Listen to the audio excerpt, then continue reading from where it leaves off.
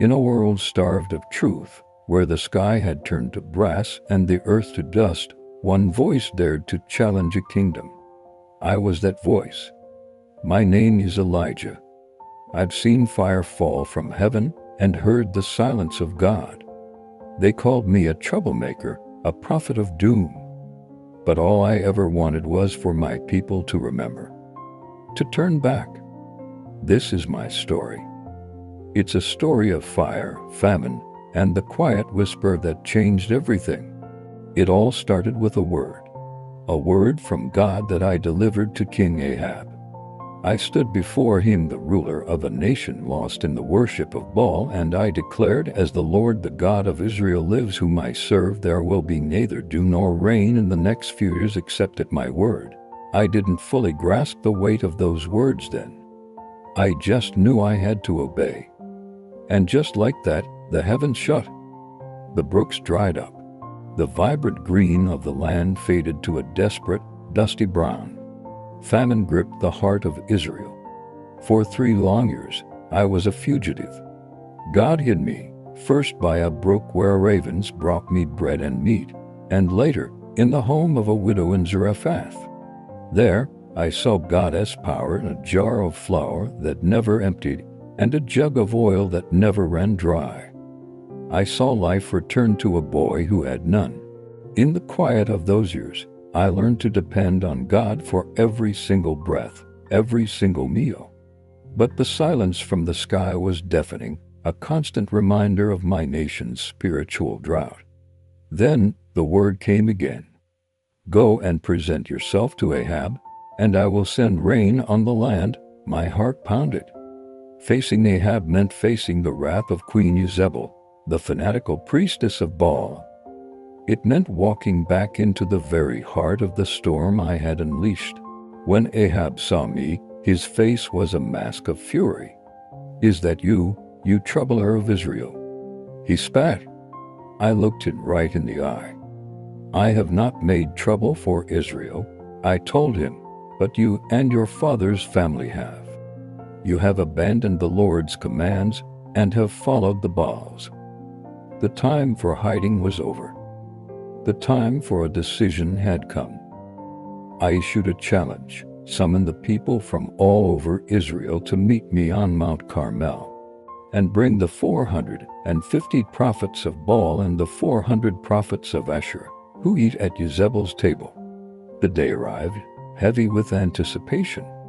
The slopes of Mount Carmel were crowded with a sea of uncertain faces. I stood before them all and cried out, "How long will you waver between 2 opinions? If the Lord is God, follow him. But if Baal is God, follow him." The people said nothing. Their silence was the answer. They were lost, confused, waiting. So I laid out the contest. 2 bulls, 2 altars. The prophets of Baal would call on their God, and I would call on the name of the Lord. The God who answers, by fire he is God. The people agreed. It was a fair test.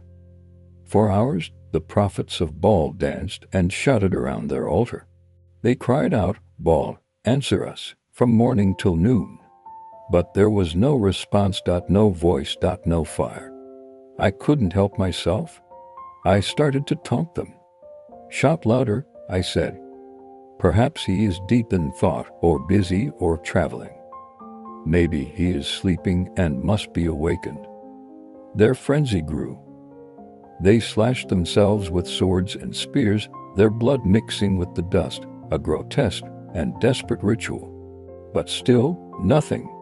The afternoon wore on, and the silence from their God was absolute. Then it was my turn. I called the people to come closer. I rebuilt the Lord's altar, which had been torn down, using 12 stones, 1 for each tribe of Israel. I dug a trench around it. I laid the wood, cut the bull into pieces, and placed it on the wood. Then I did something that seemed insane. "Fill 4 large jars with water," I commanded, "and pour it on the offering and on the wood." They did it. "Do it again," I said. They did it a second time. Do it a third time. Water drenched the sacrifice. The wood filled the trench, turning the ground to mud. There could be no trickery, no hidden flame. As the time for the evening sacrifice approached, I stepped forward. I didn't shout. I didn't dance. I just prayed.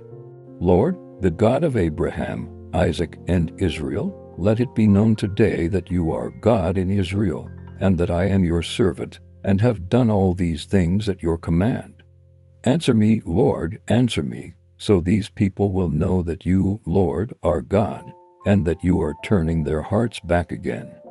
It happened in an instant. Fire. Not a spark, but a torrent of flame fell from the clear sky.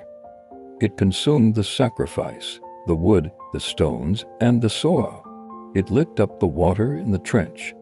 The people fell face down, their voices rising in a single, thunderous cry, "The Lord, He is God!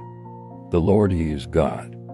At that moment, the spiritual drought was broken, and soon after, as I prayed on that same mountain, a small cloud rose from the sea and the heavens opened up, pouring down the rain we had longed for. I should have been triumphant. I had seen God vindicated. I had seen fire from heaven. But my victory was short-lived. When Jezebel heard what had happened, her rage was boundless. She sent a messenger to me with a chilling oath, "May the gods deal with me, be it ever so severely, if by this time tomorrow you do not make your life like that of one of them." And I, the man who had faced down a king and 450 prophets, I ran. Fear, cold and sharp, pierced through my faith. I ran for my life deep into the wilderness, until I collapsed under a broom tree, exhausted and alone. I prayed for death. "I have had enough, Lord," I whispered. "Take my life. I am no better than my ancestors." I had gone from the pinnacle of Mount Carmel to the pit of despair. The silence I had feared was no longer in the sky, but in my own soul. But God wasn't finished with me. An angel woke me, providing food and water. He sent me on a 40-day journey to Horeb, the mountain of God.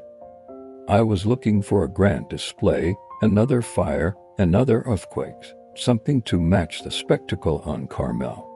I needed a sign that God was still with me.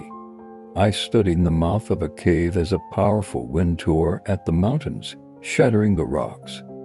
But the Lord was not in the wind. After the wind there was an earthquake, but the Lord was not in the earthquake. After the earthquake came a fire, but the Lord was not in the fire. I was looking for the God of power, the God of judgment. And then, after the fire, came a gentle whisper. A still, small voice. It was barely audible, yet it cut through all the noise in my heart. In that moment, I understood. God isn't always in the fire and the earthquake. He isn't only in the grand, public victories. He is also in the quiet whisper, in the gentle presence that finds you when you are broken, alone, and have nothing left. He met me not in my strength, but in my weakness. He didn't rebuke me for my fear, He restored me. He gave me a new purpose. That day changed me. I learned that faith isn't just about calling down fire. It's about listening for the whisper. It's about finding God not just on the mountaintop of victory, but in the valley of fear and doubt. My journey was far from over, but from the day on, I walked with the memory of that whisper, a quiet strength that no fire or storm could ever extinguish. And that has made all the difference. Thank you for listening.